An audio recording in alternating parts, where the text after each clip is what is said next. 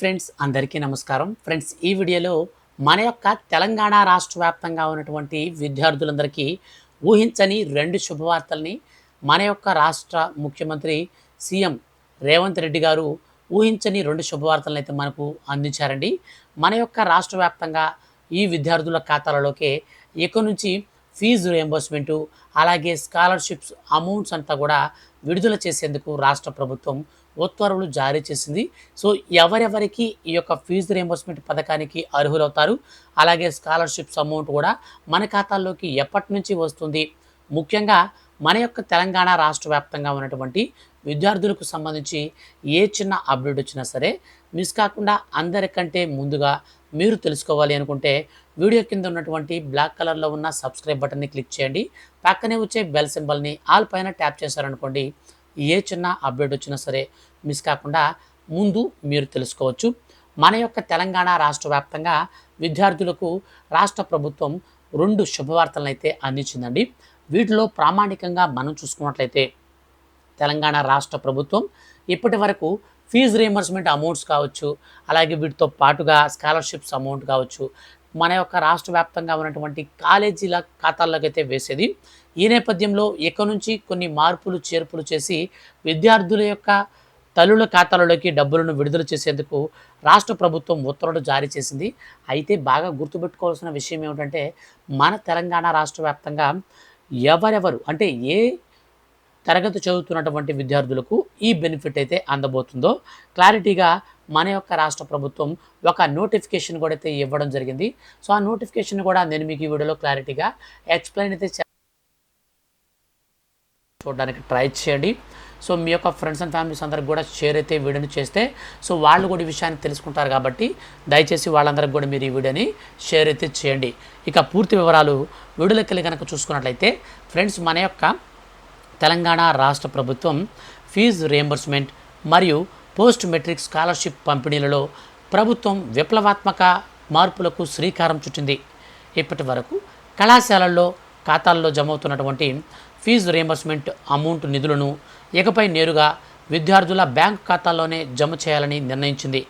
వచ్చే విద్యా సంవత్సరం 2026-27వ విద్యా సంవత్సరం నుంచి ఈ కొత్త డైరెక్ట్ బెనిఫిషరీ ట్రాన్స్ఫర్ అంటే డీబీటీ ఈ డీబీటీ విధానాన్ని అమలులోకి తీసుకురాబోతుంది మన యొక్క తెలంగాణ రాష్ట్ర ప్రభుత్వం.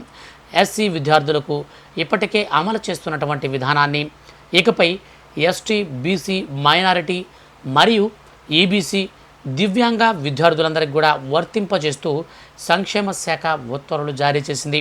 అయితే ప్రస్తుతం చదువుతున్న వారు మరియు 2025-26 వరకు అడ్మిషన్లు పొందిన వారికి పాత పద్ధతిలోనే నిధులు అందుతాయని స్పష్టం చేసింది.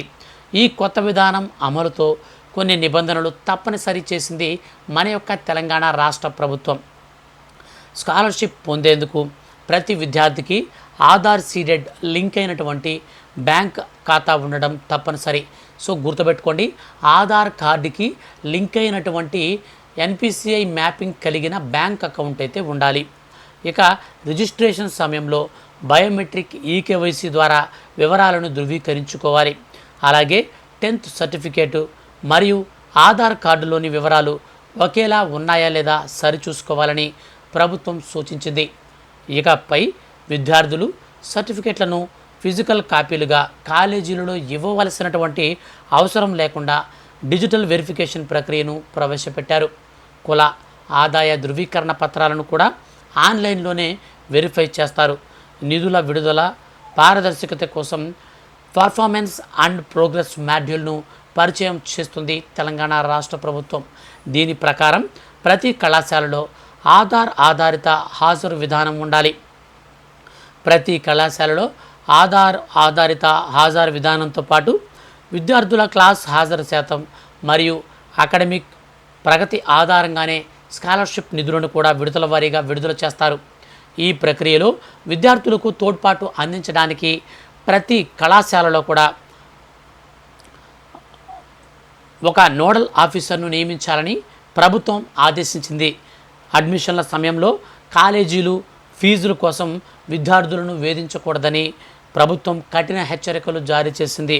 ప్రభుత్వం యొక్క విద్యార్థుల అకౌంట్లలోకి డబ్బులు వేసిన తర్వాతే వారు కాలేజీలకు చెల్లించాల్సి ఉంటుంది.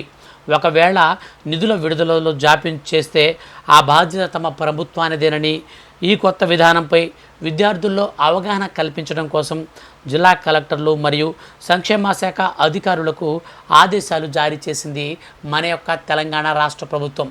సో ఈ యొక్క విధానంలో మనకు ఇప్పటి వరకు చూసుకుంటే నేరుగా విద్యార్థి ఖాతాల్లో కాకుండా కాలేజీ అకౌంట్స్లోకి డబ్బులు అయితే మనకు ఫీజు రింబర్స్మెంట్ అమౌంట్ అయితే వేసేవాళ్ళు. ఇప్పటి నుంచి విద్యార్థికి సంబంధించినటువంటి అకౌంట్లోకి అయితే వేస్తారు. సో ఒకవేళ విద్యార్థికి అకౌంట్ అనేది కనుక ఒకవేళ వాళ్ళకి సంబంధించి లేకపోతే వాళ్ళ గార్డియన్ మదర్ కానీ వాళ్ళ అకౌంట్లో కానీ తీసుకోవచ్చు. సో మొత్తానికి స్టూడెంట్కి సంబంధించినటువంటి ఖాతాదారులకి నేరుగా డబ్బులు అయితే విడుదల చేస్తారు. ఇది మనకు స్కాలర్షిప్స్ అమౌంట్ అయినా కావచ్చు, కాలేజీలో కట్టాల్సినటువంటి ఫీజు రీయింబర్స్మెంట్ అమౌంట్ అయినా కావచ్చు. ఈ యొక్క అమౌంట్స్ని ఎందుకు ఇప్పుడు మనకు కొత్తగా మార్చారు అంటే ప్రభుత్వానికి ఇస్తున్నటువంటి ఈ ఫీజు రీయింబర్స్మెంట్ పైన ఇస్తున్నటువంటి విద్యార్థి యొక్క తల్లిదండ్రులు ఎవరైతే ఉన్నారో వారు కూడా కాలేజీల పట్ల తమ బాధ్యతను నిర్వర్తించడం కోసం ఇలా చేస్తున్నట్లు రాష్ట్ర ప్రభుత్వం ఉత్తర్వులు జారీ చేసింది. అంటే విద్యార్థి యొక్క ఖాతాల్లోకి డబ్బులు పడిన తర్వాత ఆ డబ్బులు తీసుకొని ఆ విద్యార్థి వాళ్ళకు సంబంధించినటువంటి కళాశాలకు వెళ్ళి ఫీజు అయితే చెల్లించాల్సి ఉంటుంది. ఇందులో కొన్ని నెగిటివ్ అంటే మైనస్ పాయింట్స్ ఉండగా కొన్ని ప్లస్ పాయింట్స్ ఉన్నాయి.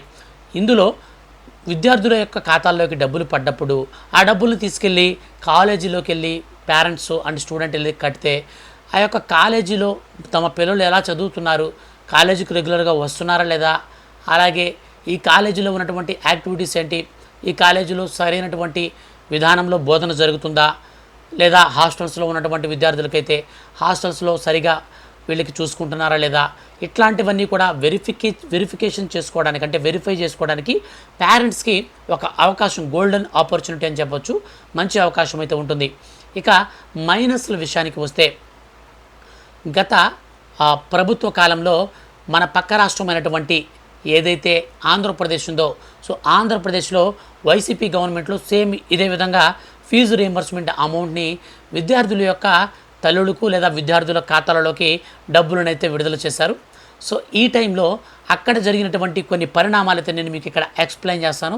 చాలామంది విద్యార్థులు ఏం చేసేవాళ్ళంటే వాళ్ళ ఖాతాల్లోకి డబ్బులు పడ్డాక వాళ్ళు వాళ్ళ పేరెంట్స్కి చెప్పకుండా, లేదా పేరెంట్స్కి చెప్పినా పేరెంట్స్ కూడా వెళ్ళి డబ్బులు కట్టకుండా వాళ్ళ యొక్క అవసరాల నిమిత్తం డబ్బులను వాడేసుకుని మన దగ్గర ఉన్నప్పుడు కడదామని అని చెప్పేసి ఇట్లా నిర్లక్ష్యం చేసేయడం వల్ల గత ప్రభుత్వ హయాంలో ఫీజు రీయింబర్స్మెంట్ మీద చాలా అంటే చాలా నెగిటివ్ థాట్స్ అయితే వచ్చాయి.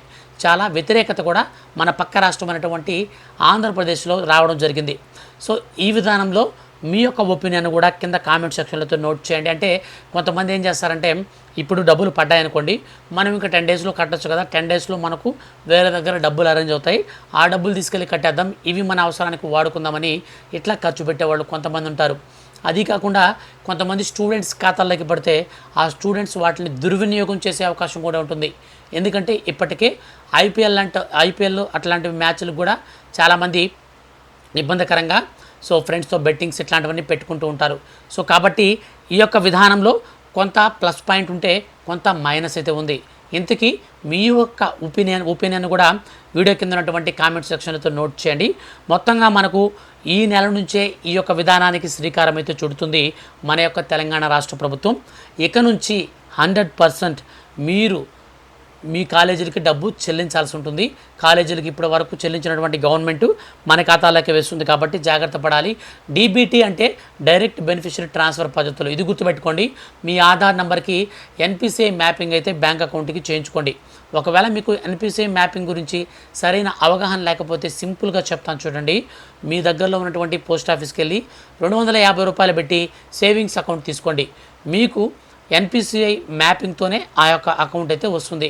కాబట్టి మీకు టెన్షన్ పడాల్సిన పని లేదు.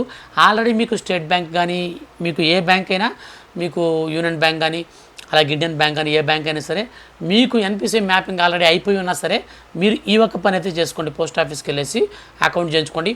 వాటికి క్యాన్సిల్ అయిపోయి నేరుగా ఈ పోస్ట్ ఆఫీస్ అకౌంట్కే మన ఖాతాలోకి డబ్బులు వస్తాయి. అండ్ మనకు పోస్ట్ ఆఫీస్ అకౌంట్స్లో బెనిఫిట్స్ ఏంటంటే మనకు ఏటీఎం కార్డు ఉంటుంది, అకౌంట్ పాస్బుక్ ఉంటుంది, ఫోన్పే అయితే వాడుకోవచ్చు. సో అన్ని రకాల బెనిఫిట్స్ అయితే ఇప్పుడు మనకు వచ్చేసాయి అన్నమాట. సో కాబట్టి మీరు ఒక పోస్ట్ ఆఫీస్ అకౌంట్ చేసుకొని రెడీ చేసుకోండి. నేరుగా మీ ఖాతాల్లోకి ఇక్కడ నుంచి విద్యార్థుల ఖాతాల్లోకి డబ్బులు వస్తాయి. సో మీ యొక్క వాల్యుబుల్ సజెషన్ అంటే మీ యొక్క వాల్యుబుల్ ఒపీనియన్ని మాత్రం మీరు కామెంట్ సెక్షన్లో నోట్ చేయడం మాత్రం మర్చిపోకండి. ఖచ్చితంగా ఈ యొక్క ఫీజు రియంబర్స్మెంట్ స్టూడెంట్స్ ఖాతాల్లోకి మరియు తల్లి ఖాతాల్లోకి వేయడం కరెక్ట్ అంటారా, లేక కాలేజీకి వేయడం కరెక్ట్ అంటారా? ఏది ఏమైనా మీ యొక్క ఒపీనియన్ కూడా కింద కామెంట్ సెక్షన్ నోట్ చేసి తెలియచేయండి. Thank you for watching. దయచేసి ఛానల్ని సబ్స్క్రైబ్ చేసుకోండి ఫ్రెండ్స్, ప్లీజ్.